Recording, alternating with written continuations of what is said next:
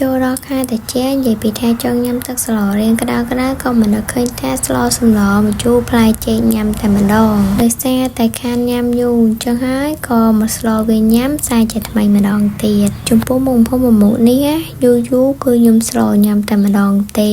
អត់ញឹកញាប់ទេបងតាមពិតពីព្រឹកនិយាយជាមួយនឹងគ្រូសាស្ត្ររបស់ខ្ញុំថាតែញ៉ាំអីគ្រឿងសមុទ្រអីនៅកែไปអញ្ចឹងទៅតែដល់ពេលនឹកឃើញថាយូរទៅរៀងខ្ជិលដែរបងដោយសារតែអត់សូវចូលចិត្តដើរលេងញ៉ៃញ៉ៃអីច្រើនតែចង់ញ៉ាំគ្រឿងសមុទ្រអញ្ចឹងហើយក៏នឹកថាអូខ្ជិលណា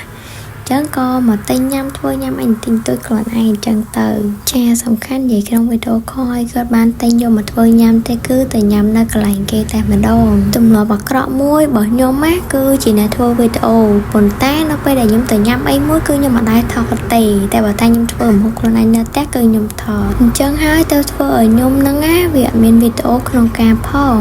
តែបើសិនជាបងមកនៃគាត់ជាអ្នកធ្វើវីដេអូដូចខ្ញុំណាអញ្ចឹងបងថតគ្រប់កន្លែងទៅហើយយើងកាត់បញ្ចូលសលេងឯ quality ឯមកច្បាស់ក៏បានដែរនៅពេលដែលរៀនធ្វើវីដេអូដំបូងអញ្ចឹងគឺខ្ញុំអត់មានរបស់ល្អមានទូរស័ព្ទឯនេះទេទូរស័ព្ទថតចេញមកព្រាវការកាត់វីដេអូក៏បានប៉ុណ្ណេះដែរ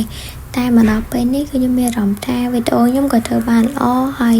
ការនិយាយរបស់ខ្ញុំក៏រៀង smooth ជាងមុនហើយដែលសំខាន់នោះគឺខ្ញុំមិនដែរមកម៉ាត់ទឹកចិត្តខ្លួនឯងទេទោះបីជាអ្នកក្បែរខ្លួនគាត់និយាយបែបណាក៏ខ្ញុំនៅតែស្រឡាញ់ក្នុងការធ្វើវីដេអូនឹងដែរហើយមួយវិញទៀតអ្នកខ្លះពេលដែលគាត់ធ្វើវីដេអូគឺគាត់ប៉ងដើម្បីចង់រកលុយពីវានៅពេលដែលគាត់ចំណាយពេលរយៈពេល1ឆ្នាំ2ឆ្នាំ3ឆ្នាំហើយមិនទាន់ឃើញផលគឺធ្វើឲ្យគាត់នឹងបាក់ទឹកចិត្តហើយនឹងលែងបន្តតែចំពោះខ្ញុំគឺខ្ញុំអត់គិតចឹងទេខ្ញុំចូលចិត្តបង្ហាញអីដែលខ្ញុំមានហើយខ្ញុំក៏រំពឹងថាខ្ញុំធ្វើវីដេអូហ្នឹងគឺខ្ញុំអាចរកលុយបានដូចគ្នាអញ្ចឹងហើយខ្ញុំចំណាយពេលជាមួយនឹង page រយៈពេល2-3ឆ្នាំតែខ្ញុំរកលុយអត់បានទេហើយខ្ញុំក៏មកធ្វើ YouTube រយៈពេល1ឆ្នាំតែខ្ញុំក៏អត់រកលុយបានដូចគ្នាតែមានរឿងមួយដែលខ្ញុំស្វែងចិត្តគឺនៅពេលដែលខ្ញុំធ្វើវីដេអូទៅខ្ញុំឃើញមានបងដែលគាត់ចូលមើលវីដេអូខ្ញុំហើយពួកគាត់បានចូល comment ចឹងខ្ញុំមានអារម្មណ៍ថាខ្ញុំសប្បាយចិត្តទោះបីជាវីដេអូរបស់ខ្ញុំធ្វើទៅរកប្រាក់បានមែនហើយមានបងប្អូនឃើញតែ 2-3 នាក់ក៏ខ្ញុំសប្បាយចិត្តដែរអញ្ចឹងនៅក្នុងវីដេអូនេះ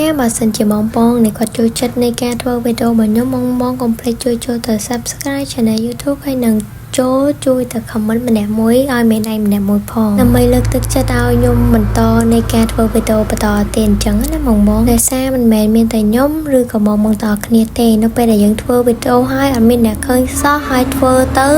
គឺអត់មានអីសោះគឺមានអារម្មណ៍ថាបាក់ទឹកចិត្តខ្លាំងមែនតើព្រោះការធ្វើវីដេអូនេះពេលខ្លះយើងថតឡើង1ម៉ោងជាងតែយើងកាត់តែយកតែ 3-4 នាទីអីទេទម្រាំតែបានវីដេអូមួយយកមកផុសហ្នឹងគឺថាលំបាកខ្លាំងមែនតើហើយខ្ញុំចង់សូមបងមួយវិញទៀតថាចេពេលដែលបងមើលវីដេអូរបស់ខ្ញុំហ្នឹងបងអ្នកខេតណាដែរកុំភ្លេចចូល comment ម្នាក់មួយផងដើម្បីយើងបង្កើនភាពស្និទ្ធស្នាលជាមួយគ្នាទៅវិញទៅមកអញ្ចឹងណាបងវីដេអូនេះដែរក៏បានមកដល់ទីបញ្ចប់អរគុណបងប្អូនទាំងគ្នាជម្រាបលាបាយបាយ